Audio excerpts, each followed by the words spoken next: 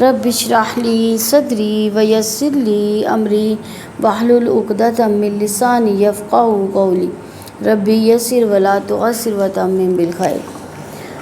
بسم اللہ الرحمن الرحیم۔ الف لام میم، اس کے معنی الف لام میم ہی ہے۔ ذالکہ، یہ اصل میں اس کا معنی جو تھا ذالکہ کا وہ تھا، لیکن یہ عربی کا خاصہ ہے کہ کسی چیز کو خاص کرنا ہوتا ہے نا تو اس کے معنی جو ہے یعنی یہ میں بدل دیتے ہیں، وہ کا یہ ہو گیا، کیونکہ یہ ہمارے ہاتھوں میں بھی ہے نا قرآن۔ الکتاب کتاب ہے، لا نہیں ریبہ کوئی شک۔ اب کتاب میں جو نا اگر خالی کتاب ہوتا تو وہ کوئی بھی کتاب ہو سکتی تھی، لیکن ال ہے تو اس کا مطلب یہ خاص کتاب ہے۔ فی جس میں، فی میں ہی جس، یعنی جس میں ہدن ہدایت ہے۔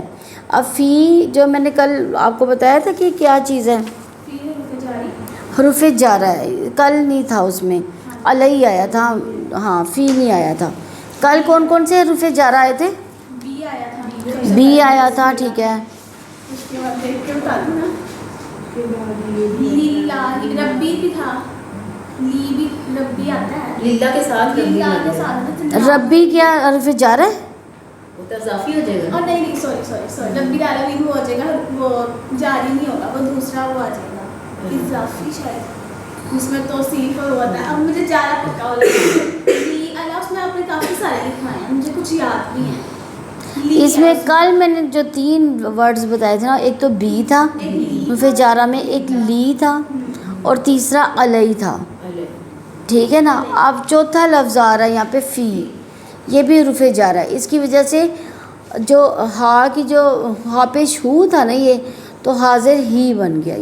یہ ضمیر جو تھی یہ وہ کے معنی دیتے ہیں، یہ ضمیر وہ یعنی وہ مرد۔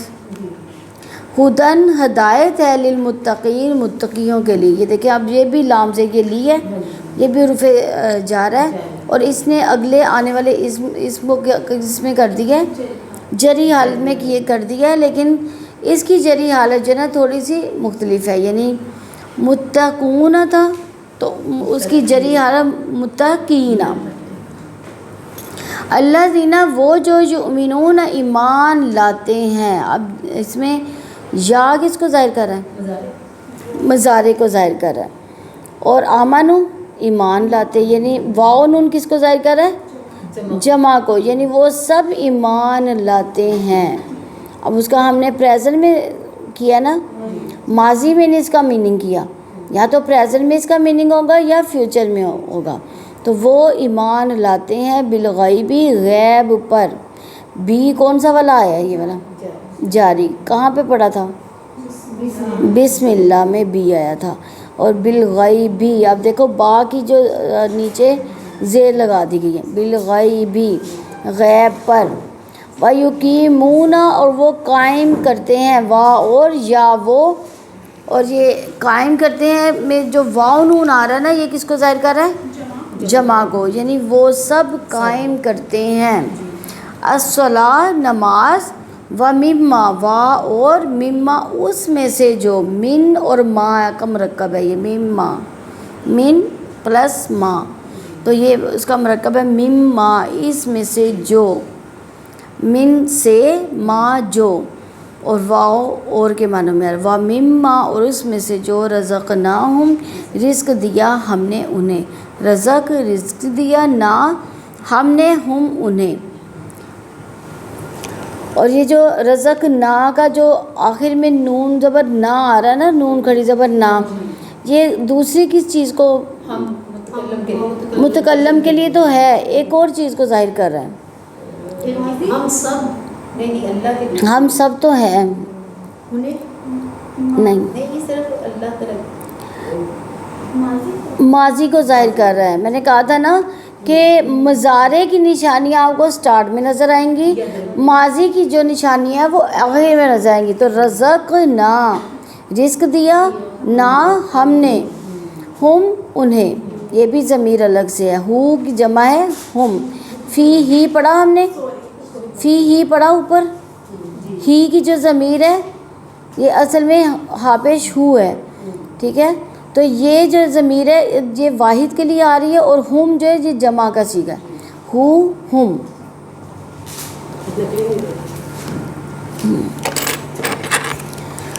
ينفقون وہ خرچ کرتے ہیں، یا وہ کے معنی میں آ رہا اور دوسرا جمع کے مضارع کے معنی میں آ رہا اور واو نون جمع کو ظاہر کر رہا ہے.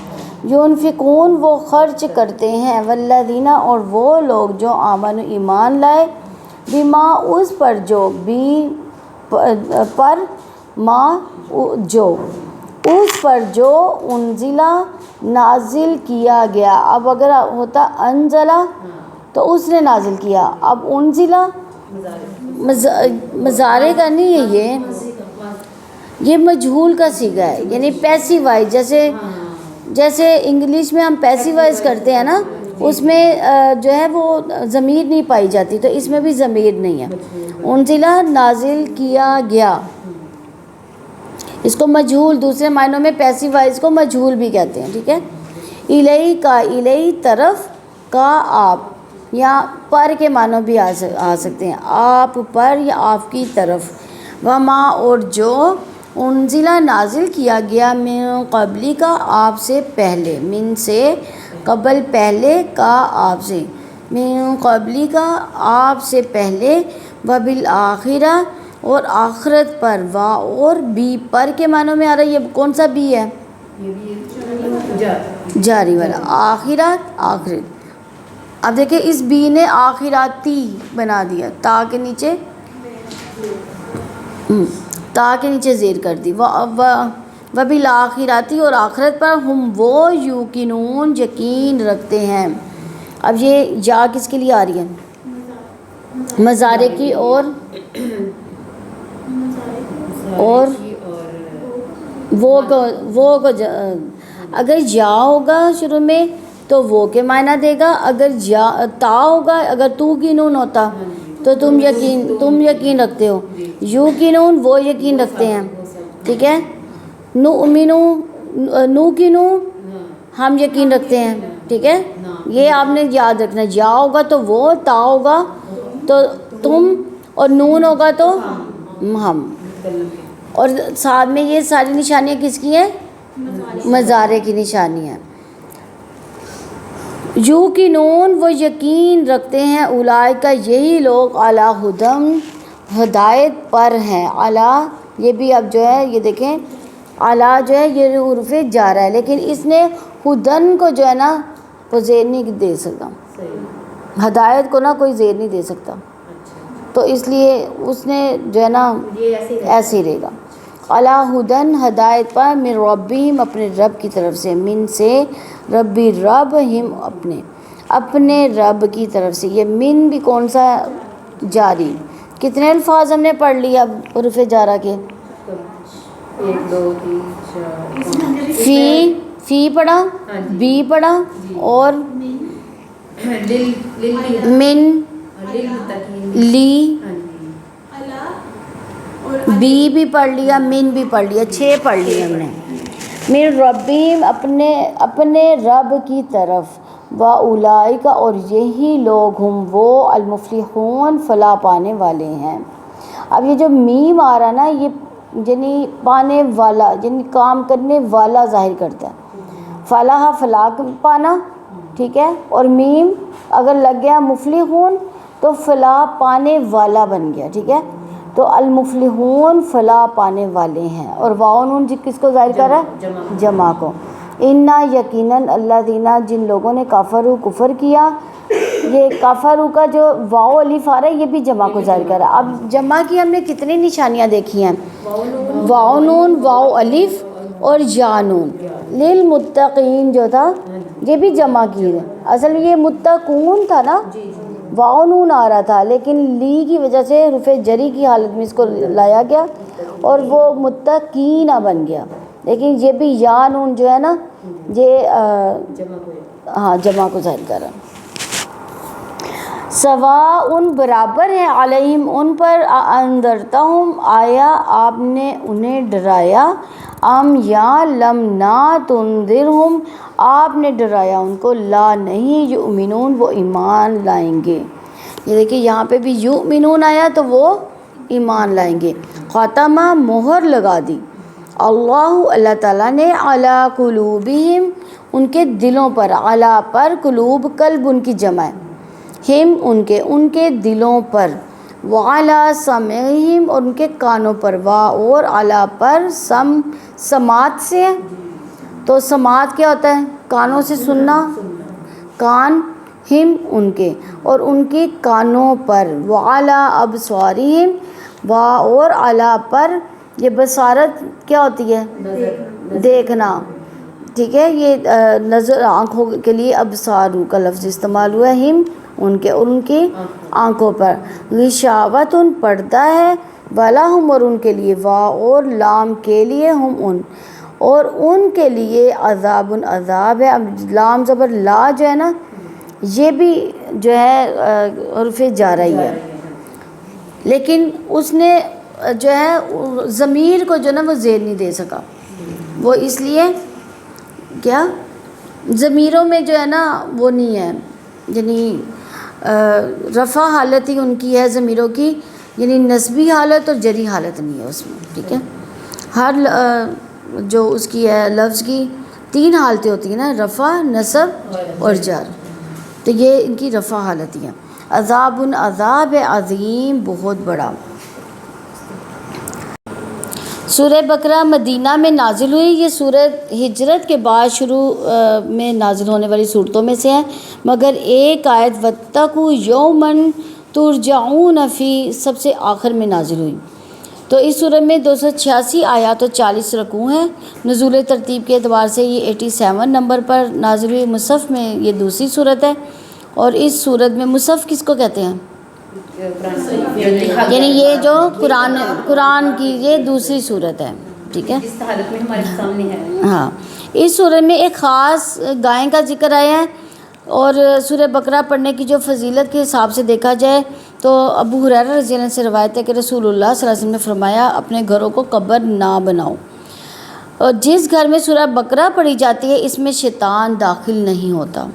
سیدنا سہیل بن سعد رضی اللہ عنہ سے روایت ہے کہ رسول اللہ صلی اللہ علیہ وسلم نے فرمایا ہر چیز کا ایک کوہان ہوتا ہے، اور قرآن کا کوہان سورہ بقرہ ہے. شیطان جب سورہ بقرہ کی آواز سنتا ہے تو اس گھر سے نکل جاتا ہے جس گھر میں سورہ بقرہ کی تلاوت کی جا رہی ہو. ایک دفعہ رات کو سیدنا اسید رضی اللہ عنہ نے سورہ بقرہ شروع کر دی پڑھنی.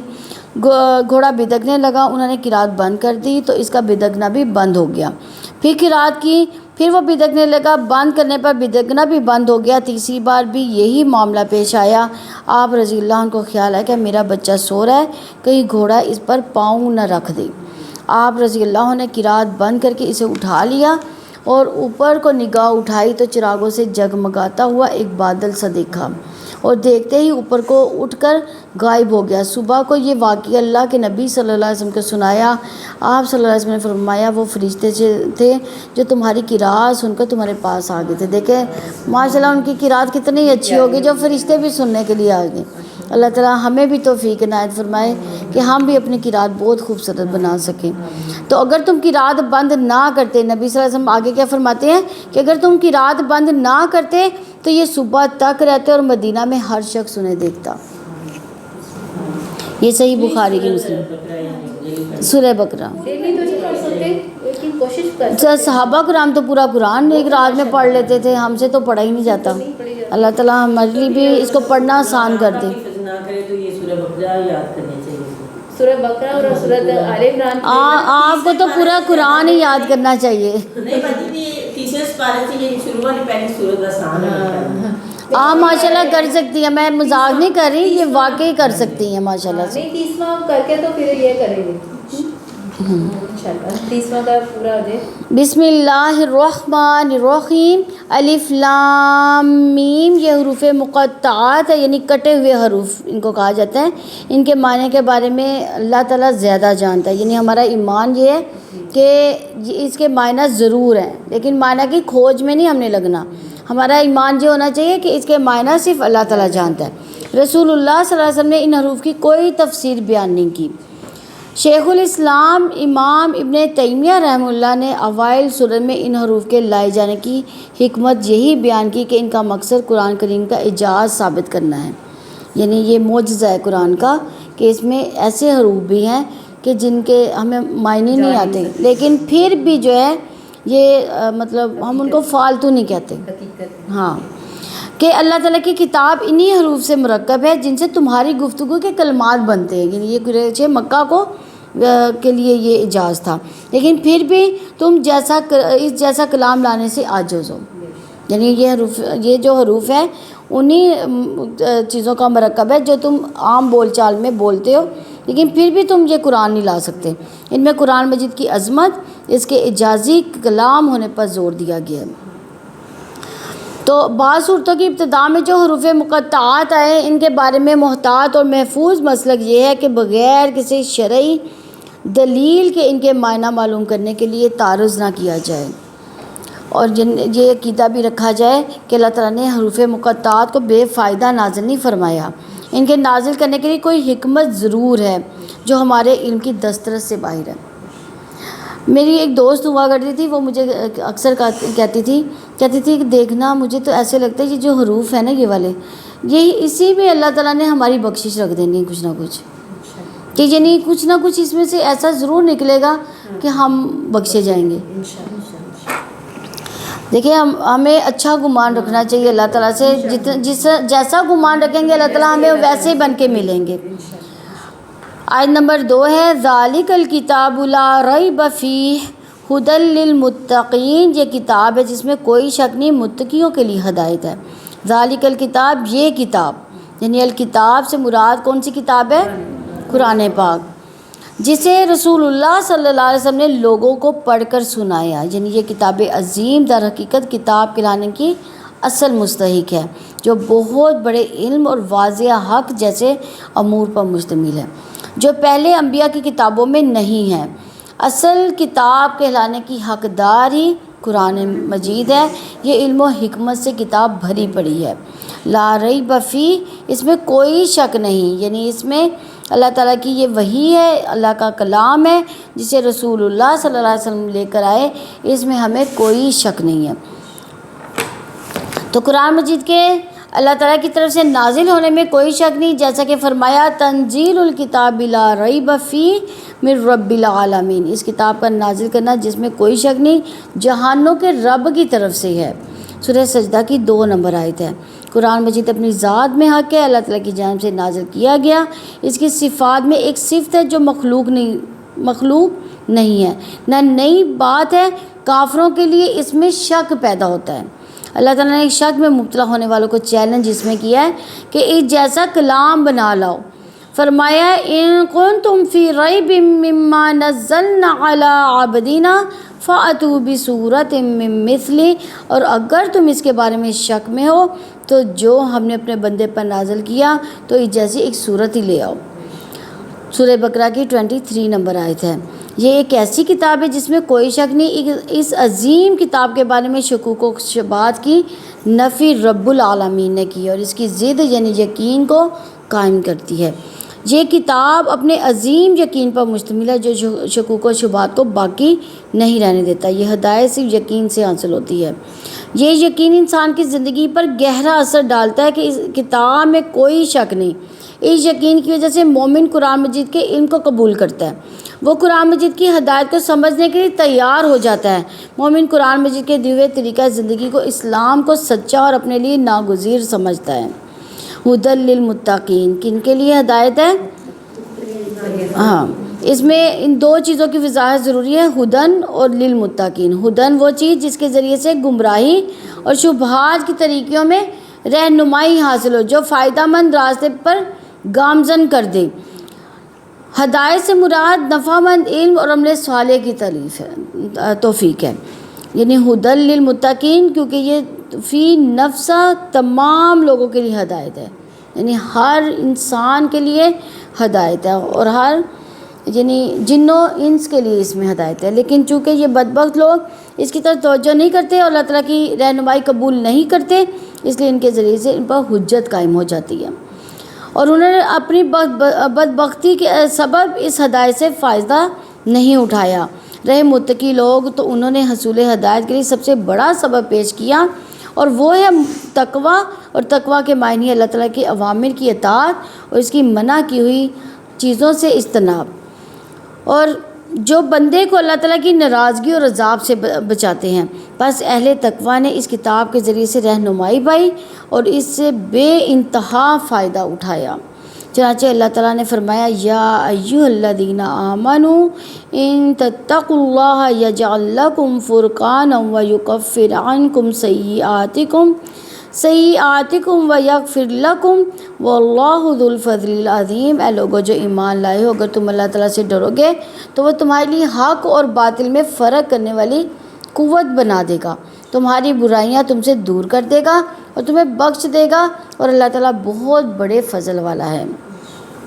سیدنا ابن عباس رضی اللہ عنہ نے کہا کہ قرآن مجید مومنوں کے لیے ہدایت ہے، جو شرک سے بچتے ہیں، میری اطاعت کے مطابق عمل کرتے ہیں۔ ابو سلیمان نے کہا کہ جن کے دلوں سے اللہ تعالیٰ شہوات کی محبت چھین لیتا ہے۔ قرآن کریم کے ہدایت ہونے سے مراد یہ ہے کہ ایسے راستے کی طرف رہنمائی کرتا ہے یہ جو دونوں جہانوں کی سعادت اور کمال تک پہنچاتا ہے۔ دو جہان کون سے؟ دنیا اور آخرت کی سعادت حاصل کرنے کا موقع ملتا ہے۔ تو متقی کس کو کہا جاتا ہے؟ جو اللہ تعالیٰ کے عذابوں سے ڈر کر اس کی ہدایت کو مضبوطی سے پکڑتا ہے، جو اللہ تعالیٰ کے احکامات پر ایمان لا کر حرام کاموں سے بچنے والا اور فرائض کو ادا کرنے والا، جو توحید پر کاربند ہو، شرک سے بیزار اور اللہ تعالیٰ کا فرما بردار ہو۔ سیدنا عطیہ سعد رحمہ اللہ رسول اللہ صلی اللہ علیہ وسلم کے بعض اصحاب سے روایت کرتے ہیں کہ نبی صلی اللہ علیہ وسلم نے فرمایا کوئی متقیوں میں شامل نہیں ہو سکتا یہاں تک کہ وہ حرج کے ڈر سے اس چیز کو نہ چھوڑ دے جس میں کوئی حرج نہیں۔ اسی طرح ابو یزید نے کہا متقی وہ ہے جو کہے تو کہے اللہ تعالیٰ نے فرمایا، اور جب عمل کرے تو اللہ تعالیٰ کے لیے کرے۔ اللہ تعالیٰ ہمیں بھی اسی طرح توفیق عنایت فرما دے۔ سیدنا ابو ہریرہ رضی اللہ عنہ سے کسی نے تقویٰ کا معنی پوچھا تو کہا کہ کسی خاردار راستے پر چلے ہو؟ اس نے کہا ہاں۔ تو انہوں نے پوچھا کہ تم کس طرح راستے سے چلتے، کیسے چلتے ہیں؟ ہاں، اس نے کہا جب کانٹا دیکھتا تو اس سے الگ ہو جاتا۔ تو انہوں نے کہا یہی تقویٰ ہے، یعنی دنیا میں ہم کیا کریں، کیسے چلیں؟ ہر برائی سے بچ کے۔ اللہ تعالیٰ ہمیں برائیوں سے بچنے کی توفیق عطا فرمائے۔ اس طرح نبی صلی اللہ علیہ وسلم ایک دعا پڑھا کرتے تھے، اللہم انی اسألک الہدی والتقی والعفاف والغنی۔ یہ آتی ہے کسی کو؟ کون کون پڑھتا ہے؟ بس میری پرانی کلاس پڑھ لی۔ چلے انشاءاللہ میں یہ کل آپ کو یاد بھی کرواؤں گی۔ آیت نمبر 3 ہے الذین یؤمنون بالغیب ویقیمون الصلاۃ ومما رزقناہم ینفقون۔ وہ لوگ جو غیب پر ایمان لاتے ہیں اور نماز قائم کرتے ہیں اور جو ہم نے انہیں رزق دیا اس میں سے خرچ کرتے ہیں۔ یعنی اللہ تعالیٰ کی آخری کتاب قرآن مجید سے فائدہ اٹھانے والے متقیوں کی پہلی صفت یہاں پہ بیان کی گئی ہے۔ پہلی صفت کیا ہے؟ الذین یؤمنون بالغیب، کہ وہ غیب پر ایمان رکھتے ہیں، اپنے قلب اور ذہن پر اللہ تعالیٰ کا حق تسلیم کرتے ہیں، دل میں آنے والے افکار کے بارے میں یقین رکھتے ہیں کہ یہ حق کے مطابق ہوں، انہیں قلب و ذہن میں جگہ دی جا سکتی ہے ورنہ نہیں۔ ایمان تصدیق، خوف اور عمل کے مجموعے کا نام ہے۔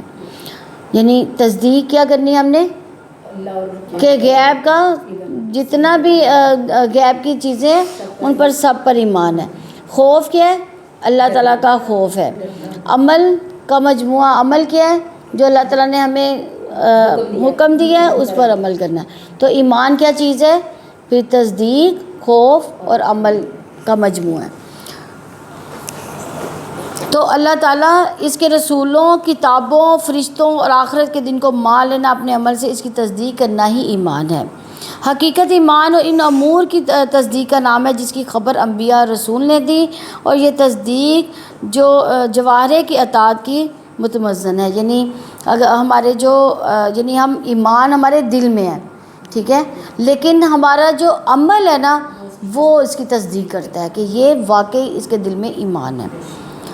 تو اشیاء کے حصی مشاہدے سے ایمان کا تعلق نہیں، کیونکہ اس کے ذریعے سے مسلمان اور کافر کے درمیان امتیاز نہیں کیا جا سکتا۔ ایمان کا تعلق تو اس غیب سے ہے جسے ہم دیکھ سکتے ہیں، نہ اس کا مشاہدہ کر سکتے ہیں۔ صرف اللہ تعالیٰ اس کے رسول کے خبر دینے سے ہم اس پر ایمان لاتے ہیں۔ یہی وہ ایمان ہے جس کے ذریعے سے مسلمان اور کافر کے درمیان امتیاز کیا جا سکتا ہے، کیونکہ یہ ایمان مجرد اللہ تعالیٰ اس کے انبیاء اور مرسلین کی تصدیق ہے۔ اب دیکھیں کہ جب معراج کی خبر اللہ کے نبی صلی اللہ علیہ وسلم نے دی تھی تو کیا ہوا تھا؟ سب سے پہلے حضرت ابوبکر صدیق نے تصدیق کی تھی، اور کافر اس بات سے کیا خوش ہوئے تھے کہ نہیں ہوئے تھے؟ وہ خوش ہوئے تھے۔ کہ وہ کیوں خوش ہوئے تھے؟ کہ اب ہمیں ایک چیز ہاتھ آ گئی ہے، بہانہ بن گیا، اب تو یہ مسلمان بھی نا جو ہے نا وہ یہ پھر جائیں گے دین سے۔ لیکن ان کے ایمان میں مزید کمی ہوئی، مزید کفر میں چلے گئے، اور جو ایمان والے تھے وہ مزید ایمان ان کا پختہ ہو گیا، بڑھ گیا ایمان۔ تو یہ چیز ہوتی ہے ایمان سے۔ اسی طرح ابو مخیص رحمہ اللہ بیان کرتے ہیں کہ میں نے ابو جمعہ سے کہا کہ ہمیں کوئی ایسی حدیث بیان کرے جسے آپ نے رسول اللہ صلی اللہ علیہ وسلم سے سنا ہو۔ تو انہوں نے کہا کہ ہاں، میں تمہیں ایک بہت اچھی حدیث سناتا ہوں۔ ہم نے رسول اللہ صلی اللہ علیہ وسلم کے ساتھ دوپہر کا کھانا کھایا، ابو عبیدہ بن جراح رضی اللہ عنہ بھی ہمارے ساتھ تھے۔ انہوں نے عرض کیا، اللہ کے رسول صلی اللہ علیہ وسلم، کیا ہم میں سے کوئی بہتر ہو سکتا ہے اس کے باوجود کہ ہم آپ صلی اللہ علیہ وسلم پر ایمان لائے اور ہم نے آپ صلی اللہ علیہ وسلم کے ساتھ مل کر جہاد بھی کیا؟ فرمایا، ہاں، وہ لوگ جو تمہارے بعد ہوں گے وہ مجھ پر ایمان رکھتے ہوں گے حالانکہ انہیں مجھے دیکھا نہیں ہوگا۔ یعنی بغیر دیکھے ایمان لانا جو ہے وہ کتنا زیادہ افضل ہے۔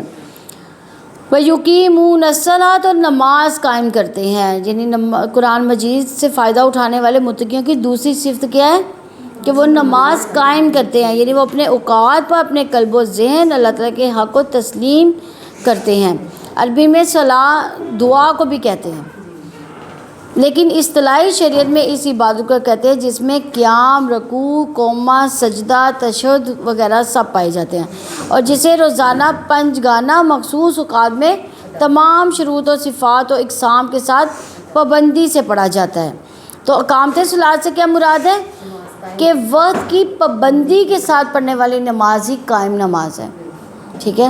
جو وضو کی تکمیل کے ساتھ ہو، پورا وضو ہو اور اس کی پورے وضو کی شرائط بھی پوری ہو رہی ہوں، اور نماز کا ٹائم بھی صحیح ہو، اور اس کے ارکان میں بھی ہم نے اعتدال رکھا ہو۔ یہ نہ ہو کہ جلدی جلدی سجدے، رکوع اور قیام کرے ہوں، اور ترتیل القراءت، یعنی قراءت بھی اس کی ترتیل کے ساتھ ہو۔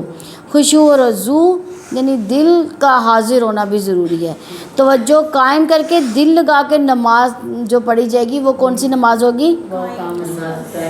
ہاں، وہ قائم نماز ہوگی، یعنی کہا گیا اقامت صلاۃ، یعنی یہ نہیں کہ وہ نماز کا فعل بجا لاتا ہے لیکن وہ اس کو پتہ ہی نہیں ہے، یعنی اس کے اندر سے وہ کیا پڑھ رہا ہے اس کا ذہن حاضر ہی نہیں ہے، بلکہ اقامت صلاۃ یہ کہ نماز کو جہاں ظاہری شکل و صورت اور اس کے تمام ارکان کی کامل ادائیگی اس کی شرائط اور واجبات کے ساتھ قائم کیا جائے، وہاں اس کی باطنی صورت سے اس کی روح کے ساتھ، یعنی اس کے اندر حضور قلب اور اپنے قول و فعل میں کامل تدبر ہونا چاہیے، یعنی ہمیں پتہ ہو کہ ہم کیا پڑھ رہے ہیں۔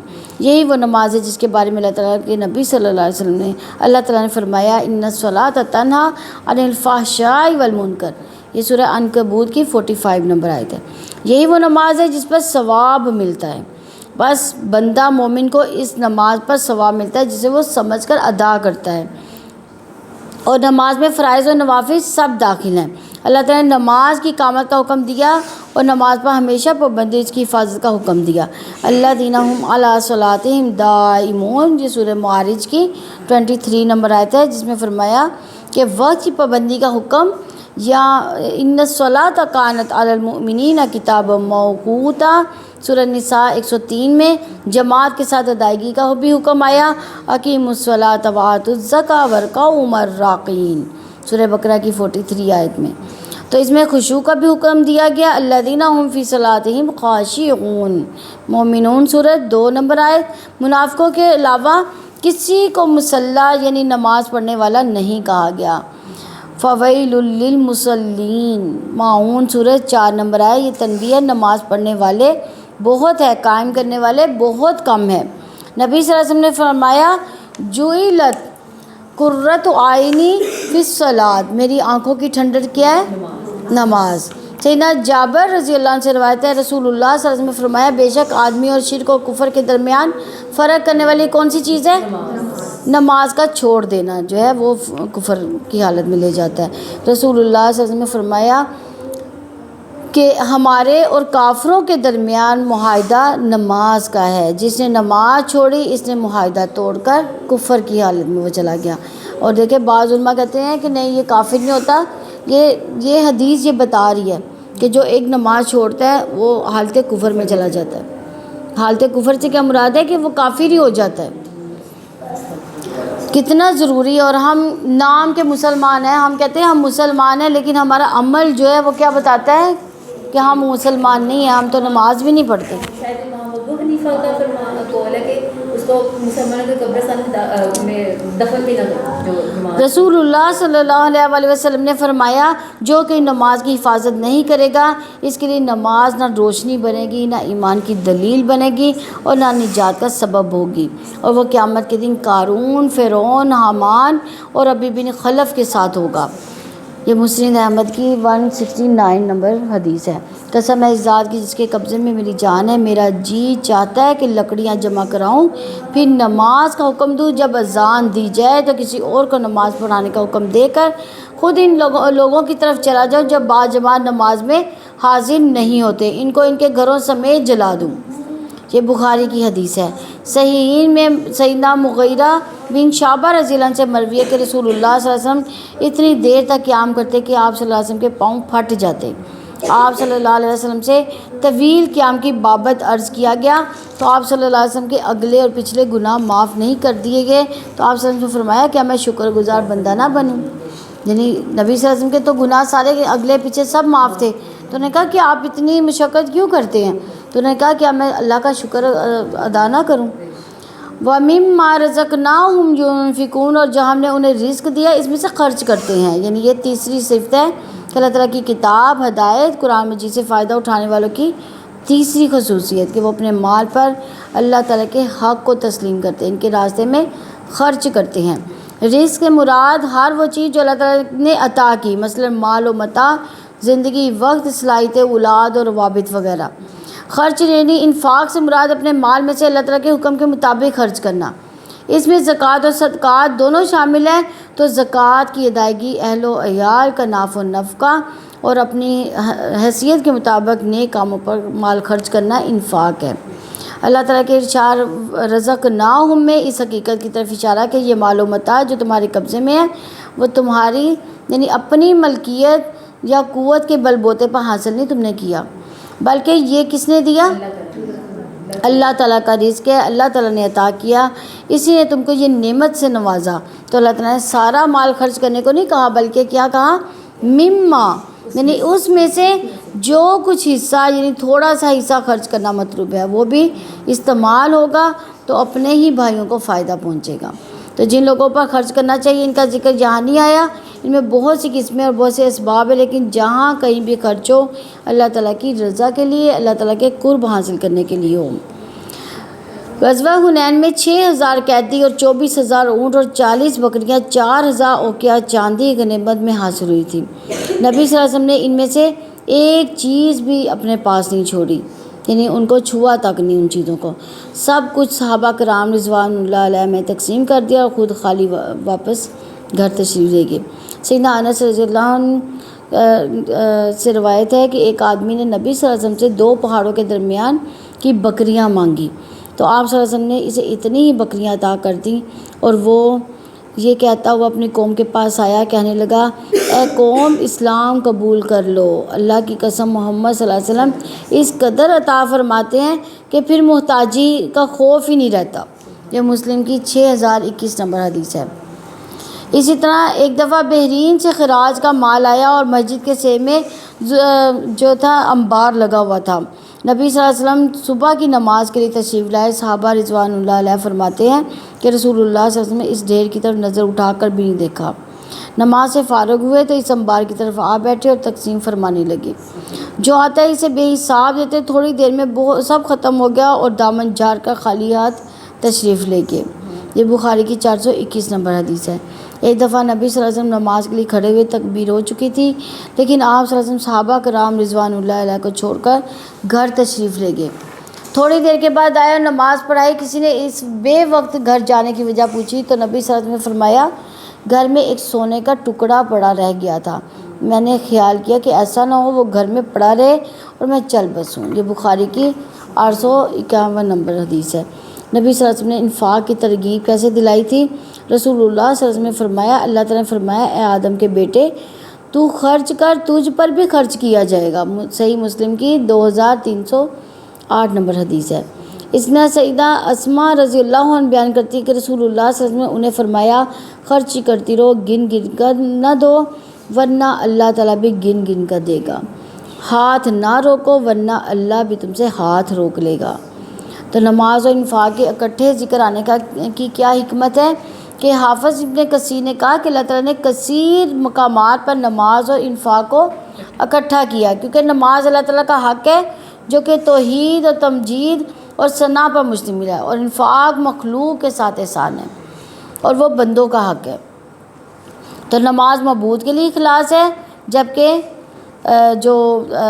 یہ انفاق کس کے لیے؟ بندوں کے لیے۔ کسی نے کہا ایمان میں نجات، نماز میں مناجات اور انفاق میں زیادتی درجات ہے۔ کسی دوسرے نے کہا ایمان میں خوشخبری، نماز میں گناہوں کا کفارہ اور انفاق میں طہارت ہے۔ چلیں انشاءاللہ باقی جو ہے نا کل کریں گے۔ الذین یؤمنون بما انزل الیک وما انزل من قبلک وبالآخرۃ ھم یوقنون، آیت نمبر 4 ہے۔ اور جو اس پر ایمان لاتے ہیں جو آپ پر نازل کیا گیا اور جو آپ سے پہلے نازل کیا گیا اور آخرت پر وہی یقین رکھتے ہیں۔ یعنی قرآن مجید سے فائدہ اٹھانے والے متقیوں کی چوتھی صفت اس آیت میں بیان کی گئی ہے کہ وہ ان کی تمام کتابوں پر ایمان رکھتے ہیں جو رسولوں پر نازل کی گئی۔ یہاں نازل کرنے سے مراد کیا ہے کہ قرآن و سنت۔ اللہ تعالیٰ نے ایک مقام پر فرمایا وَأَنزَلَ اللَّهُ عَلَيْكَ الْكِتَابَ وَالْحِكْمَةَ، اللہ تعالیٰ نے آپ پر کتاب اور حکمت کو نازل کیا۔ سورہ نساء کی 113 نمبر آیت ہے۔ اسی طرح فرمایا وَالَّذِينَ يُؤْمِنُونَ بِمَا أُنزِلَ إِلَيْكَ، بس اصحاب تقویٰ یعنی متقی لوگ ان تمام چیزوں پر ایمان رکھتے ہیں جنہیں رسول اللہ صلی اللہ علیہ وآلہ وسلم لے کر مبعوث ہوئے۔ وہ اللہ تعالیٰ کی نازل کردہ وحی میں تفریق نہیں کرتے کہ اس کے کسی حصے پر تو ایمان لے آئیں اور کسی حصے پر اپنے انکار یا کسی دلیل کے ذریعے سے جو اللہ تعالیٰ اور اس کے رسول کی مراد نہ ہو ایمان لا لائے، جیسا کہ اہل بدعت کا وتیرہ ہے۔ وہ کیا کرتے ہیں کہ قرآن و سنت کے بارے میں مختلف دلائل دیتے ہیں جو ان کے قول کے خلاف ہوتی ہیں، جو کہ در حقیقت ان کے جو قرآن و سنت کی تصدیق نہیں وہ کر رہی ہوتی وہ باتیں، اور اگر قرآن کے ظاہری الفاظ کی تصدیق کرتے ہیں مگر ان پر حقیقی طور پر ایمان نہیں لاتے۔ وہ وما انزل من قبلک، اور جو آپ سے پہلے نازل کیا گیا، یعنی اس آیت کریمہ سے مراد ہے کہ گزشتہ تمام کتابوں پر ایمان رکھنا اس پر میں مشتمل ہے، یعنی گزشتہ کتابوں پر ایمان لانا اور انبیاء سابقین پر ایمان لایا جائے، نیز ان حقائق پر ایمان لائے جائیں جن پر یہ الہامی کتابیں، خاص طور پر کون سی الہامی کتابیں؟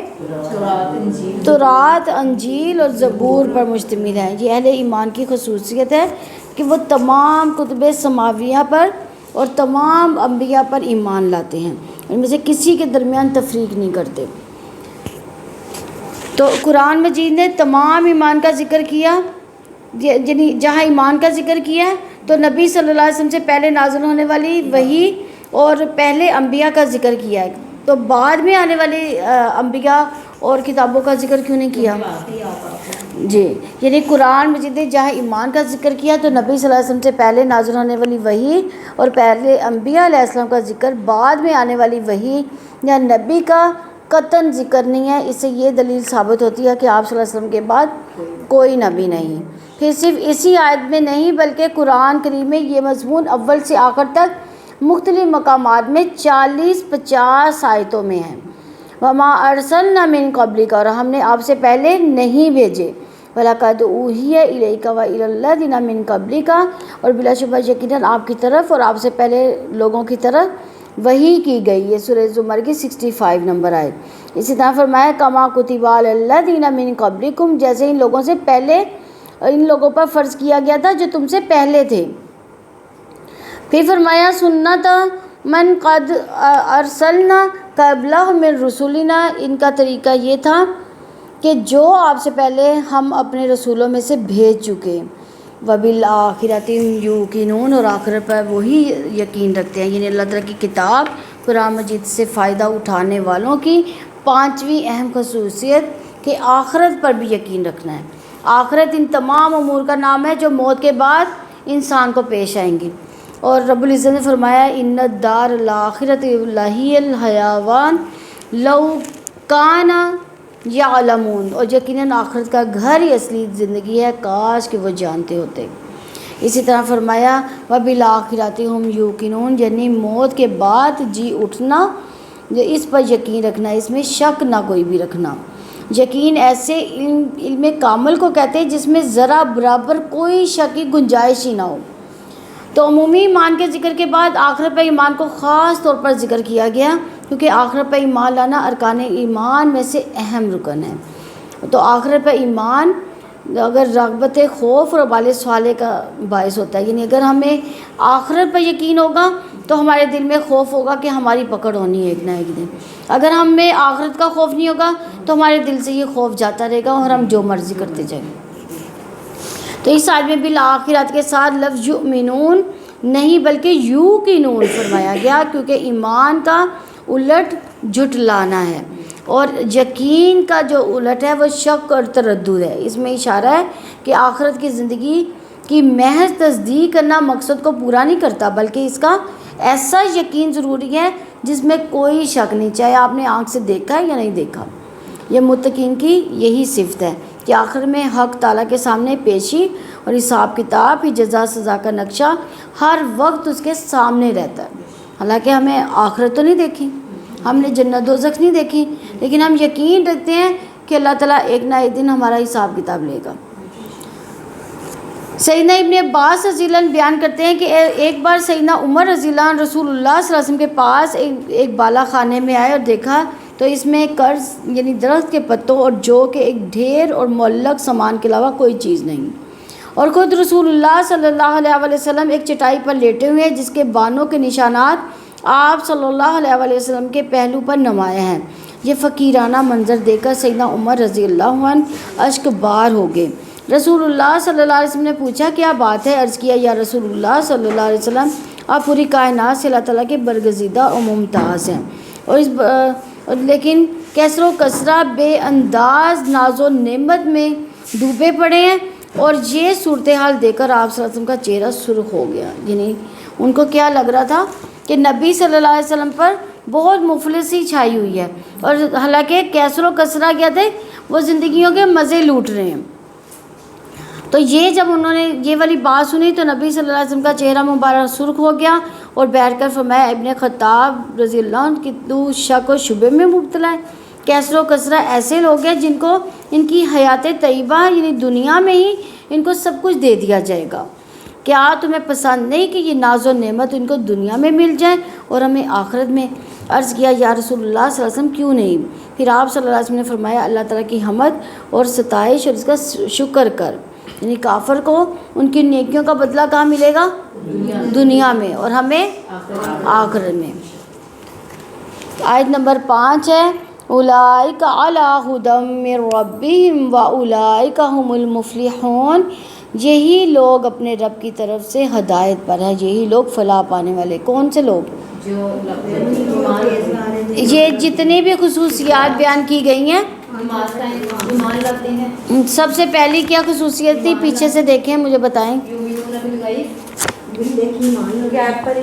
ہاں پہلے ایمان لانا کس پر؟ غیب پر. ٹھیک ہے. پھر نماز قائم کرنا، رزق میں سے خرچ کرنا، اور جو پہلی کتابیں آخرت میں وہ آخری بات ہے نا. پہلے ہاں کتابوں اور انبیاء پہ ایمان لانا اور آخرت پر یقین رکھنا، یہ ساری جس میں یہ ساری خصوصیات ہیں، وہی لوگ، یہ 5 صفات ہیں، وہی لوگ کون سی کس پر ہیں؟ ہدایت پر ہیں۔ ہدن، یہاں ہدن سے مراد نور بصیرت، اللہ تعالیٰ کے دین، استقامت، عمل صالح کی توفیق، یعنی جو لوگ یہ صفات رکھتے ہیں انہی کو اللہ تعالیٰ نور بصیرت عطا کرتا ہے، دین حق پر چلنے کی توفیق بھی عنایت کرتا ہے۔ ابن جریر نے کہا کہ وہ اپنے رب کی طرف سے نور، برہان، استقامت اور توفیق پاتے ہیں۔ ہدایت سے روشنی، ثابت قدمی، دلیل، صداقت اور توفیق حق مراد ہے۔ علی ہدن، ہدایت پر ہونے سے مراد دنیا میں اللہ تعالیٰ کے سیدھے راستے پر ہونا ہے۔ علی ہدن من ربہم، یعنی اپنے رب کی طرف سے عظیم ہدایت پر ہیں۔ تو صاحب ہدایت ہدایت کی بنا پر کیا مقام رکھتا ہے کہ ہدایت بلند اور غالب ہوتا ہے، صاحب ضلالت اپنی گمراہی میں ڈوبا ہوا نہایت حقیر ہوتا ہے۔ صاحب ہدایت سے کیا مراد ہے؟ دی گئی ہو، یعنی جس کے پاس یہ 5 خصوصیات ہیں تو وہ کیا ہوگا؟ وہ ہمیشہ ہدایت پر بلند مقام پر ہوگا اور غالب رہے گا، جبکہ جو گمراہی میں ہوگا وہ کیا ہوگا؟ وہ گہری گمراہی میں ڈوبتا ہی چلا جائے گا۔ وَأُولَٰئِکَ هُمُ الْمُفْلِحُونَ، آگے یہ فرمایا کہ یہ 5 خصوصیات رکھنے والے لوگ ہیں، یہ کیا پائیں گے؟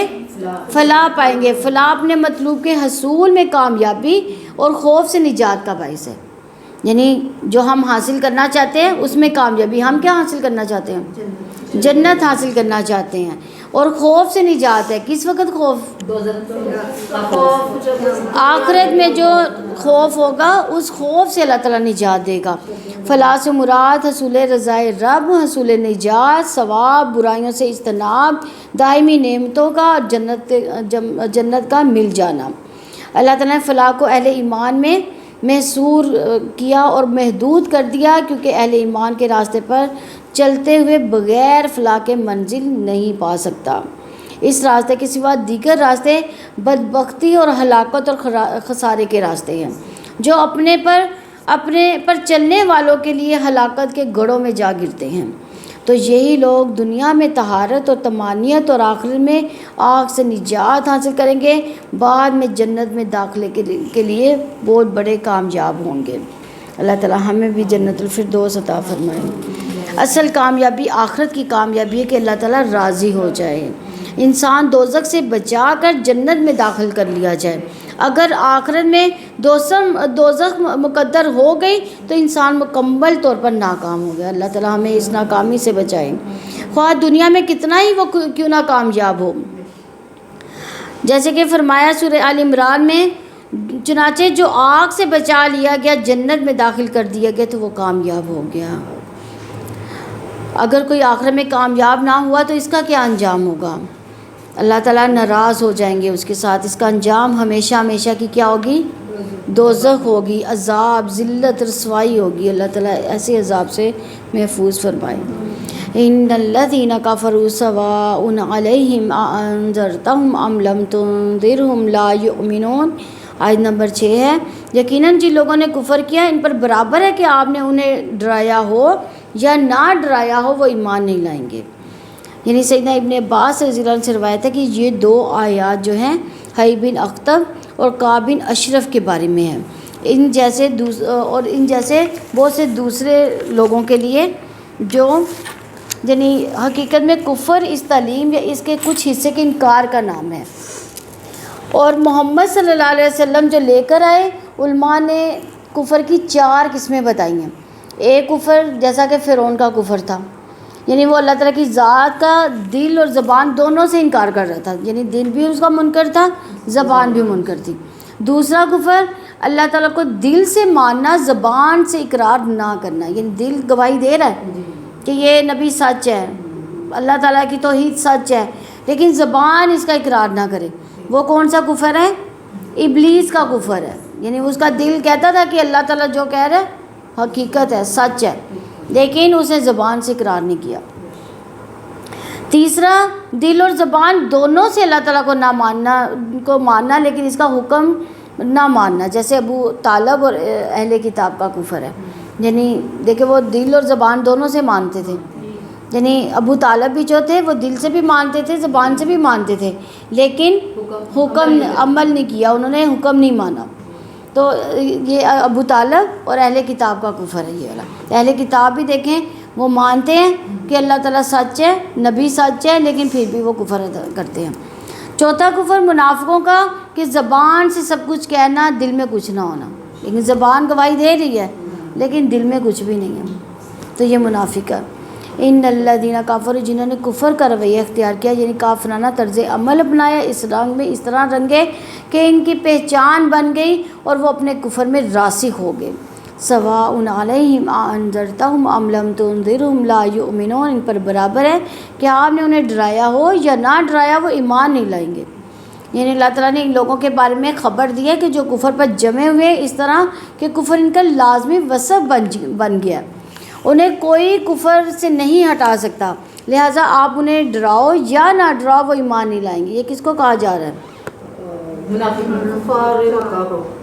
نہیں، کس سے کہا جا رہا ہے کہ آپ اسے ڈرائیں یا نہ ڈرائیں؟ وہ یہ نبی صلی اللہ علیہ وسلم سے کہا جا رہا ہے کہ آپ ان کو ڈرائیں یا نہ ڈرائیں وہ ایمان نہیں لائیں گے. ان کفار کو دعوت کا کوئی فائدہ نہیں دے گی، لیکن حجت ضرور قائم ہو جائے گی. یعنی دعوت دینا حجت ثابت کر دیتی ہے لیکن ان کو فائدہ نہیں ہوتا. انذار سے مراد یہ ہے کہ کفر، ظلم اور فساد کے انجام سے ڈرانا. مسلسل کفر اور اللہ تعالیٰ کی نافرمانیوں کی وجہ سے ان کے دلوں سے حق کو قبول کرنے کی استعداد ہی ختم ہو جاتی ہے، اس لیے وہ ایمان نہیں لاتے. نبی صلی اللہ علیہ وسلم شدید تمنا رکھتے تھے کہ سب لوگ ایمان لے آئیں. اس مقصد کے لیے آپ صلی اللہ علیہ وسلم شدید کوششیں کرتے رہتے تھے، آپ اپنے آپ کو گھلاتے تھے. اس لیے آپ صلی اللہ علیہ وسلم کو واضح کر دیا گیا کہ ایمان ایسے لوگوں کے نصیب میں نہیں ہے.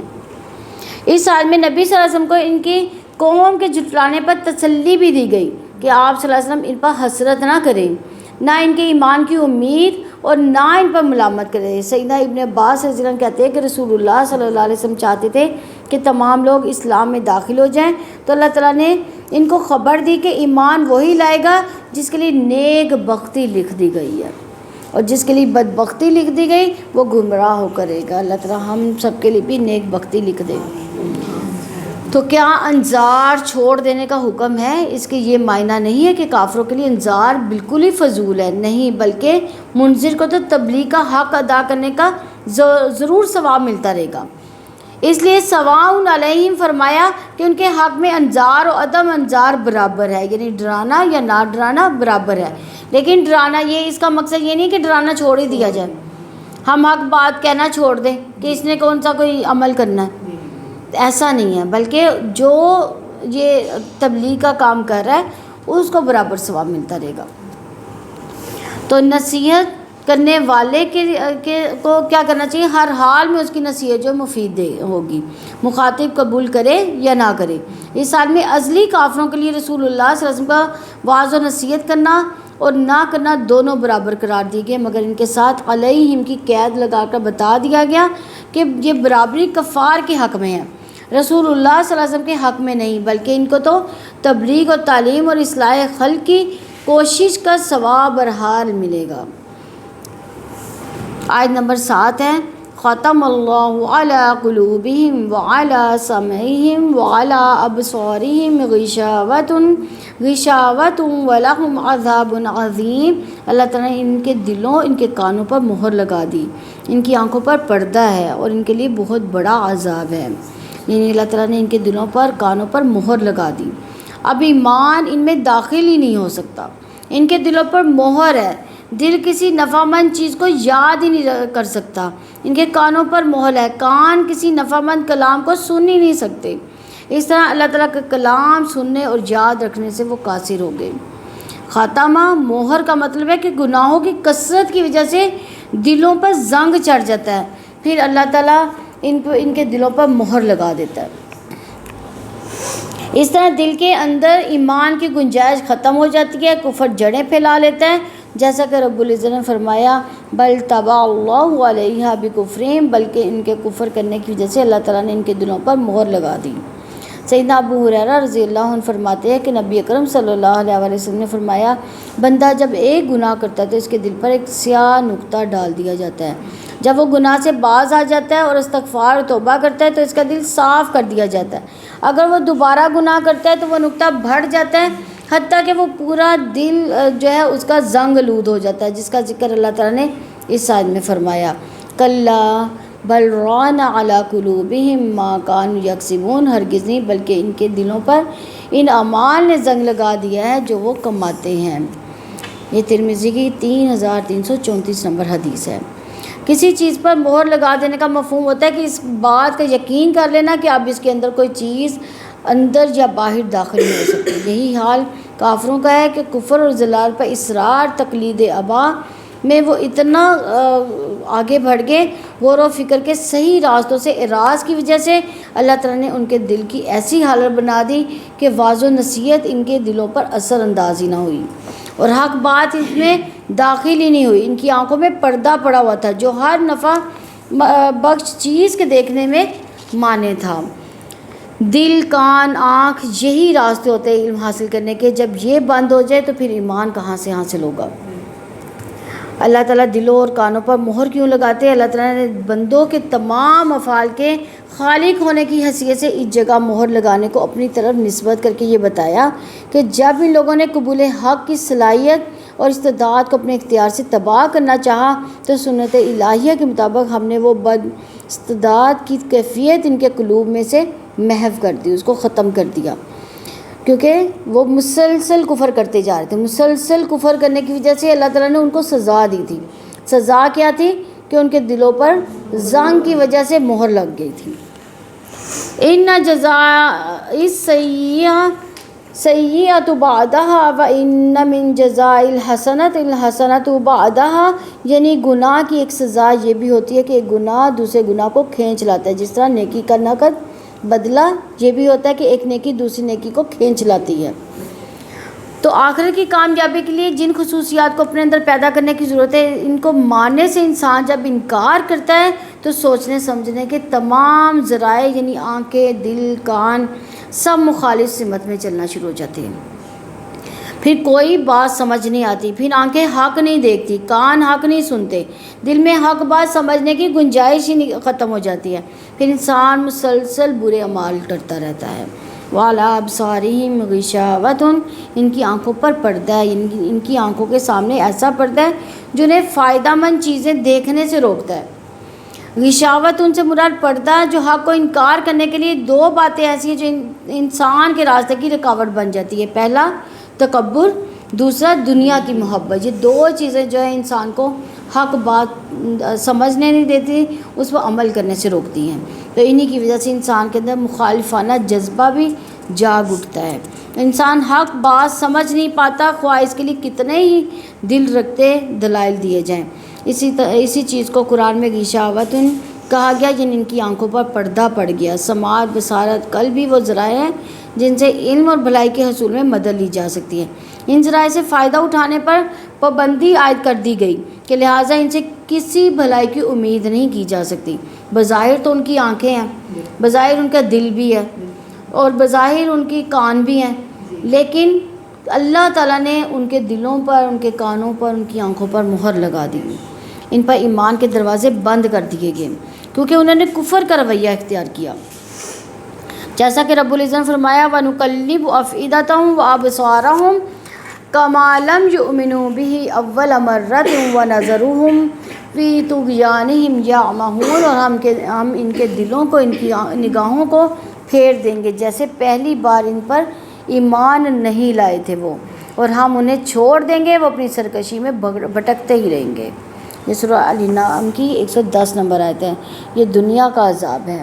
تو ایمان قبول نہ کرنے کی وجہ سے انسان مسلسل انکار کرتا ہے، نافرمانی کے کام کرتا ہے، جس کی وجہ سے حق قبول کرنے کی صلاحیت ہی اس میں ختم ہو جاتی ہے۔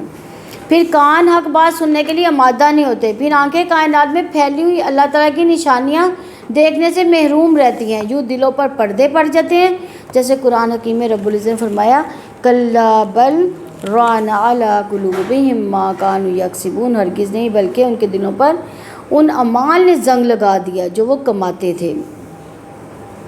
ایمان ان لوگوں کے حصے میں آتا ہے جو اللہ تعالیٰ کی دی ہوئی صلاحیتوں کا صحیح استعمال کرتے ہیں. مثلاً آنکھیں کائنات میں رب کی نشانیاں دیکھی، کان حق بات سننے کے لیے مادہ ہوں، دل سچائی کو قبول کر لیں. اللہ تعالیٰ نے ہدایت کا راستہ آسان کر دیا. اب اگر مشقت اٹھائیں تو اللہ تعالیٰ انہیں توفیق دے گا. وَلَهُمْ عَذَابٌ عَظِيمٌ، اور ان کے لیے بہت بڑا عذاب ہے، یعنی یہ آخرت کا عذاب، جہنم کا عذاب جو اللہ رب العزت کی ناراضگی کی وجہ سے کافروں کو دیا جائے گا. یا ارحم الراحمین، ہمیں ایسے لوگوں میں شامل نہ فرمانا جو آپ کے غضب کو آواز دیں اور آپ کے عذاب کے مستحق بنیں. آمین ثم آمین.